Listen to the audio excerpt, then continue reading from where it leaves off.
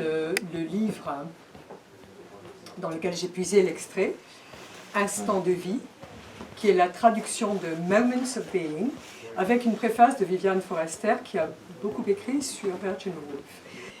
J'ai choisi deux courts extraits de la sœur de Virginia.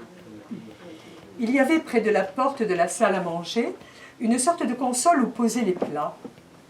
Une fois, alors que j'étais encore toute petite, Gerald Duckworth me hissa dessus et pendant que j'étais assise là, il se mit à explorer ma personne. Je me rappelle encore la sensation de sa main s'insinuant sous mes vêtements, descendant sans hésiter, régulièrement, de plus en plus bas. Je me rappelle que j'espérais qu'il cesserait, que je me raidissais et me tortillais, tandis que sa main approchait de mes parties intimes. Mais il ne s'arrêta pas. Sa main explora mes parties intimes aussi. Je me rappelle que je me suis sentie offusquée, rebutée. Quel mot conviendrait pour un sentiment aussi vague et mélangé? Il devait être violent puisque je m'en souviens encore. Gerald est son demi-frère de 13 ans de plus qu'elle et elle a 7 ans. Un deuxième extrait qui touche à sa vie personnelle et sa formation donc en tant qu'individu. Là, c'est un souvenir de sa mère, une relation passionnelle, fusionnelle avec sa mère. Quel pêle-mêle de souvenirs me reviennent de ma mère si je laisse courir mon esprit.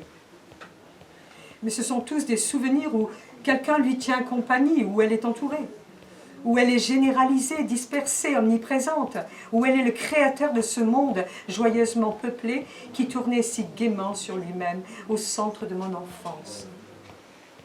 C'est vrai que j'ai enfermé ce monde dans un autre créé par mon propre tempérament.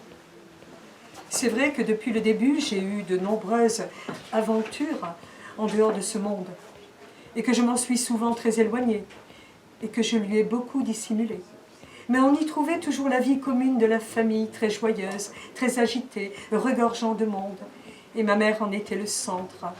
Il était ma mère.